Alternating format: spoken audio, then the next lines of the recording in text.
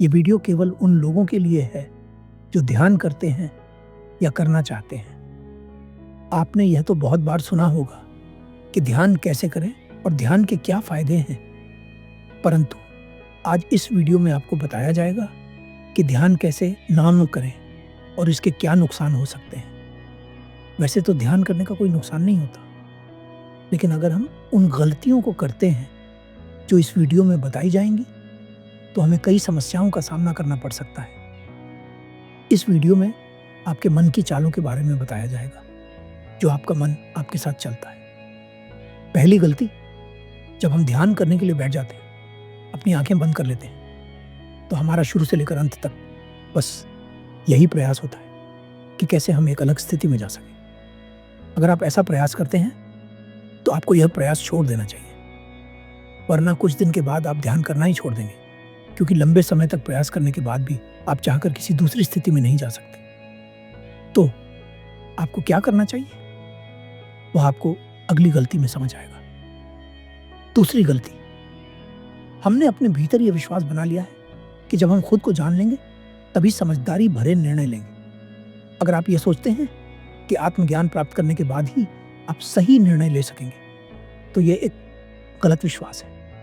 मैं आपको बताना चाहता हूं कि आप अभी भी इतने समझदार हैं कि अपनी समस्याओं का समाधान कर सकते हैं। अगर आप यह सोचते हैं कि पहले मैं आत्मज्ञान को प्राप्त करूंगा और उसके बाद सभी लोगों के साथ सही व्यवहार करूंगा, तो यह गलत सोच है। आप अभी समझदार हैं और इसी समझदारी के कारण आपने मेडिटेशन करने का विचार किया है, परंतु बेफिजूल की अपेक्षाएं रखना छोड़ दें। तीसरी गलती, हम ध्यान शुरू तो कर देते हैं, लेकिन कभी हम सुबह देर से उठते हैं या रात को जल्दी सो जाते हैं। हम सोचते हैं कि ध्यान केवल सुबह जल्दी या रात को सोने से पहले ही किया जा सकता है। पूरे दिन में चाहे हमारे पास कितना भी खाली समय क्यों ना हो, हम ध्यान नहीं करते, क्योंकि हमें लगता है कि ध्यान के लिए सुबह और रात ही बेस्ट टाइम है। यह भी एक गलत विश्वास है। ऐसा नहीं है कि ध्यान केवल एक निर्धारित समय पर हो सकता है। क्या हम हर समय जागरूक नहीं रह सकते? अधिकतर लोग कहेंगे कि हम हर समय जागरूक नहीं रह सकते, परंतु मैं आपको बताना चाहता हूं कि जागरूकता कोई ऐसी चीज नहीं है जिसे आप बाहर से करते हैं। ये तो बस आपका एक दृष्टिकोण है जिसे आप कभी भी कहीं भी अपना सकते हैं। चाहे आप बैठे हों, चलते हों या लेटे हों, आप हर स्थिति में जागरूक रह सकते हैं। चौथी गलती, जो लोग रात को ध्यान करते हैं उनका माइंड उनके साथ क्या चाल चलता है। माइंड आपको कहेगा पहले YouTube पर वीडियो देख लेता हूं और बाद में ध्यान करूंगा। और होता क्या है, वीडियो देखते देखते ही आपको नींद आ जाती है। ये मन की एक चाल है। आपका मन तकलीफ से बचना चाहता है और आराम को पाना चाहता है। जब हम ध्यान करना शुरू करते हैं तो वह शुरुआत में माइंड के लिए टॉर्चर की तरह काम करता है, इसलिए माइंड उससे बचने का प्रयास करता है। पांचवी गलती, जो लोग सुबह मेडिटेशन करते हैं, अगर वे थोड़ा सा लेट उठ जाएं तो उनका मन उनसे क्या कहता है? मन उनसे कहता है आज मैं जल्दी ना उठ सका, इसलिए अब मैं ध्यान नहीं कर सकता, जबकि समय अभी भी है हमारे पास। फिर भी मन आपको बहुत सारे कारण बताएगा कि आप इन कारणों की वजह से ध्यान नहीं कर सकते। छठी गलती, आपने कल पूरे दिन हर वो काम किया जो आप चाहते थे, पर आज सुबह आप ध्यान न कर सके। अब आपका मन आपसे कहेगा आज मैं सुबह ध्यान नहीं कर सका, इसलिए आज का पूरा दिन बेकार जाएगा। दिन बेकार नहीं भी जाने वाला हो, तब भी आप वे सभी काम करेंगे जो आपको कोई लाभ नहीं पहुंचाएंगे। सातवीं गलती, आज आपका मन ध्यान करने का नहीं कर रहा। वैसे भी हमें ध्यान खुशी से ही करना चाहिए। ये आपके मन की एक चाल है। जीवन में हमें बहुत सारे काम करने पड़ते हैं। ये इसलिए नहीं क्योंकि हमारा मन उन कामों को करना चाहता है, बल्कि इसलिए क्योंकि वे काम हमारे लिए आवश्यक है। उदाहरण के लिए, आप एक क्रिकेटर हैं और आपको केवल बैटिंग करना पसंद है। यदि आप कहें मैं केवल बैटिंग करूंगा, फील्डिंग नहीं करूंगा, तो क्या आप टीम में रह पाएंगे? नहीं। तो कभी कभी वह चीजें करना जरूरी होती हैं जिनको करने का हमारा मन नहीं करता। आठवीं गलती, यह भी हमारा एक विश्वास है।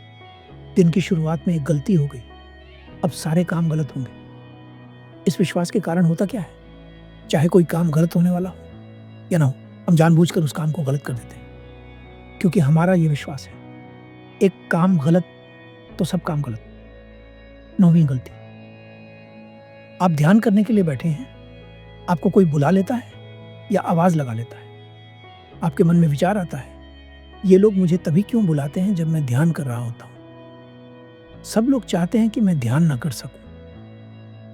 मैं आपको बताना चाहता हूं, इस दुनिया में कोई भी आपके विरुद्ध नहीं है, केवल आपका मन आपके विरुद्ध होता है। जब भी आप इसे कोई कठिन काम करने के लिए कहते हैं, यह आपके विरुद्ध हो जाता है।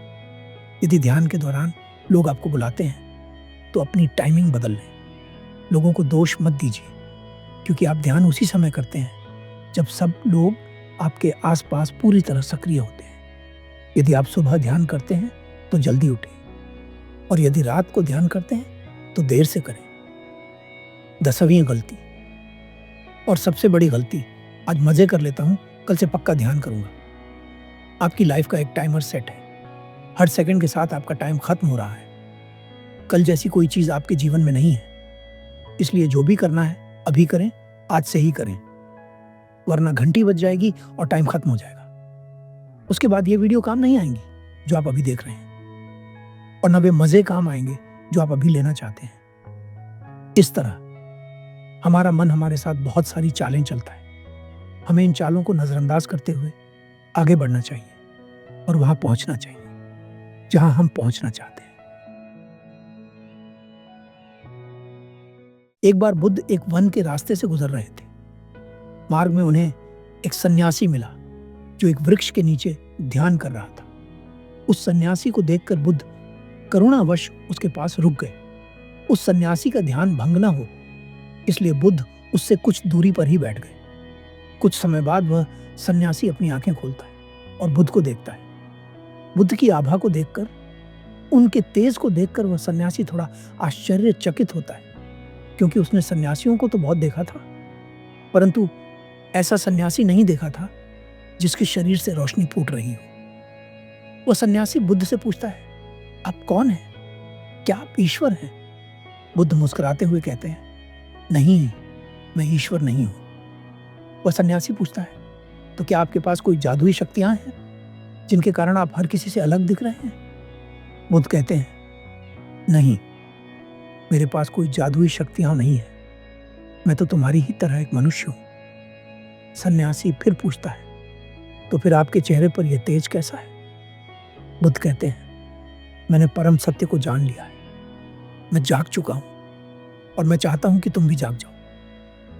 बुद्ध की बात सुनकर वह सन्यासी बहुत प्रसन्न होता है और कहता है, अच्छा, ये तो मेरा भी लक्ष्य है, मैं भी परम सत्य को पाना चाहता हूं। क्या आप मुझे बता सकते हैं कि आपके गुरु कौन हैं?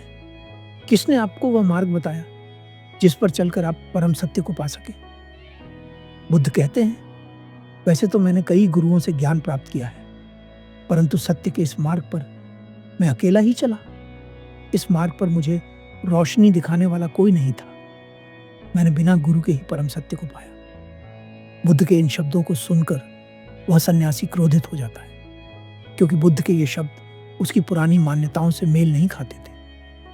हो सकता है आप में से भी कुछ लोगों को बुद्ध का यह उत्तर थोड़ा अजीब लगा, परंतु सत्य तो सत्य है। वह सन्यासी क्रोध में भरकर बुद्ध से कहता है, तुम्हें लज्जा नहीं आती? तुम अपने गुरु से उनका श्रेय छीन रहे हो। बुद्ध शांत स्वर में कहते हैं, मैं केवल सत्य कह रहा हूं। तुम इसे किस तरह देखना चाहते हो, ये पूरी तरह तुम्हारे हाथ में है। वह सन्यासी बुद्ध से कहता है, अरे जाओ जाओ, थोड़ा सा मान क्या दे दिया, लगे उपदेश सुनाने। तुम्हारे जैसे पाखंडियों को मैं अच्छी तरह से जानता हूं। तुम्हें गलती से कोई सिद्धि प्राप्त हो गई है और तुम उसी का प्रदर्शन लोगों के सामने करते फिर रहे हो।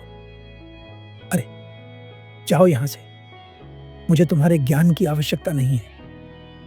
उस व्यक्ति की बात सुनकर बुद्ध मुस्कुराकर अपने मार्ग में आगे बढ़ जाते हैं। इस छोटी सी कहानी से हम इतना कुछ सीख सकते हैं जिसकी कोई हद नहीं है। मैं आपको कुछ बिंदुओं में समझाने की कोशिश करता हूं। पहला बिंदु, ज्ञान होने के बाद भी यह साबित करने की कोशिश न करना कि मैं ज्ञानी हूं। ज्ञानी होने का सबसे बड़ा प्रमाण यही है कि बुद्ध जितनी देर उस व्यक्ति के पास रहे, उन्होंने कुछ भी जबरदस्ती नहीं कहा, क्योंकि वे खुद कहते हैं कि सत्य स्वयं प्रकाशित है। दूसरा बिंदु, लोगों की सहायता करना अच्छा है, परंतु जबरदस्ती किसी की सहायता नहीं करनी चाहिए। बुद्ध अपनी करुणा के कारण वहां रुके, परंतु जब उस व्यक्ति ने बुद्ध को सुनना ही नहीं चाहा, तो बुद्ध ने उसे समझाने की कोई कोशिश नहीं की। तीसरा बिंदु, सत्य को कई तरीकों से देखा जा सकता है, उसके कई अर्थ निकाले जा सकते हैं। बुद्ध ने अपने पूरे जीवन में हमेशा सत्य कहा, परंतु अपनी पुरानी मान्यताओं के कारण कोई उसे समझ पाया और कोई नहीं। कुछ मौके जीवन में एक बार ही मिलते हैं, परंतु हम अपनी नासमझी के कारण उन्हें गंवा देते हैं, जैसे उस सन्यासी ने गंवा दिया था। वो बुद्ध से कुछ ऐसा जान सकता था जिससे उसके आगे का मार्ग आसान हो जाता, परंतु उसकी पुरानी मान्यताओं ने उसे ऐसा करने से रोक दिया।